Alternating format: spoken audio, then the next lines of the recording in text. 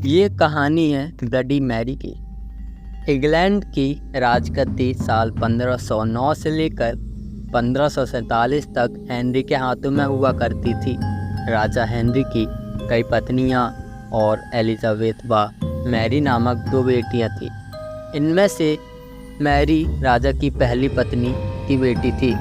राजा Henry को Mary ज़्यादा पसंद नहीं थी, इसलिए वो उसके साथ बुरा व्यवहार करते थे।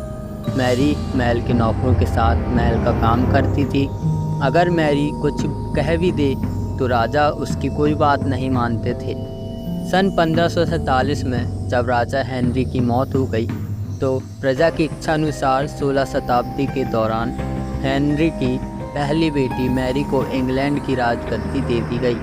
वह इंग्लैंड की रानी बन गई। उस समय इंग्लैंड के हालात बहुत अच्छे नहीं थे।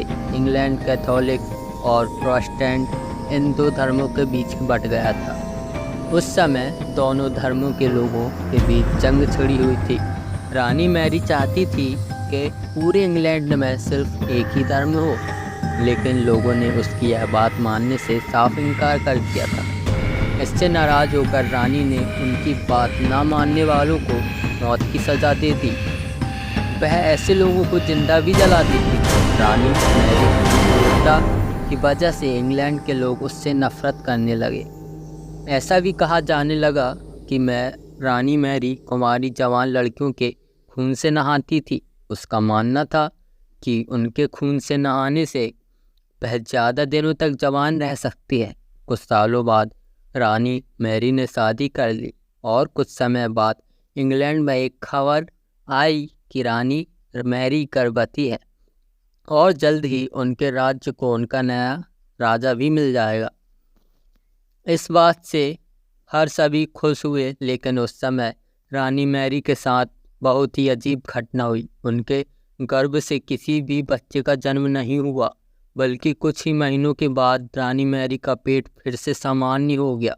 वहाँ के ओझा लोगों ने अपनी तंत्र विद्या से बताया कि रानी मैरी के गर्भ में कोई बच्चा नहीं बल्कि एक भूत आकर निवास करता है। कुछ समय बाद फिर रानी मैरी के गर्भ में वही भूत आकर रहने लगा और वह फिर से गर्भवती हो गई। इस बार भी रानी कोई बच्चा नहीं थी और इस घटना के कुछ ही दिनों के बाद रानी मैरी की मृत्यु हो गई। इसके बाद मैरी की छोटी बहन एलिजाबेथ को इंग्लैंड की राजगद्दी पर बैठाया गया और एलिजाबेथ इंग्लैंड की नई रानी बन गई। रानी मैरी की क्रूरता की वजह से इंग्लैंड को लोग उसे एक निर्दयी औरत मानते थे। वहीं जब उसके गर्भ में बच्चे की जगह एक भूत का निवास होने लगा तो लोगों ने उसे शापित भी करार दे दिया था और इसी वजह से उसे लोगों ने ब्लडी मैरी का नाम दिया।